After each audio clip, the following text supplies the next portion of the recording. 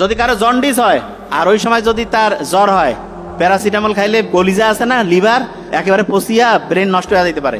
এই জন্য যার জন্ডিস ওই সময় যদি তার জ্বর হয়, ভুলেও প্যারাসিটামল খাবেন না, হারাম, ভুলেও এটা করবেন না। ওই যে অনেকে কয় না যে ওষুধের দোকানে গেলাম, ডাক্তার ওই প্রেসক্রিপশন দেখে দেখি তো ডাক্তার হয়ে গেছে। শোনেন, ওষুধ কোন জায়গায় দেওয়া যাবে এটা সবাই জানে, কোন জায়গায় দেওয়া যাবে না এটা হচ্ছে ডাক্তারই। কোন জায়গায় যাবে না সেই জায়গায় যদি ওষুধ দেয়। আমার এক বন্ধু আছে, চেয়ারম্যানের এক ছেলে, তার হচ্ছে ভাগিনা এরকম, আমি যখন মেডিকেলে পড়ি এরকম জন্ডিস হয়েছে, জ্বর ছিল, প্যারাসিটামল খাইছে, 4-5 দিন খাওয়ার পরে কমে নেয়, ওষুধের দোকানদারের কাছে গেছে, দোকানদার কাছে ডোজ আরো বাড়ে দেই, বেশি করে প্যারাসিটামল দিছে।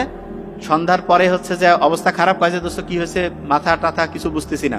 তার হচ্ছে লিভার আছে না, লিভার হচ্ছে সহজ করে বলি পচে গেছে, পচে ব্রেন ধ্বংস করে ফেলছে। ওই রাতটাই পার হতে পারেনি, তার আগে মারা গেছে।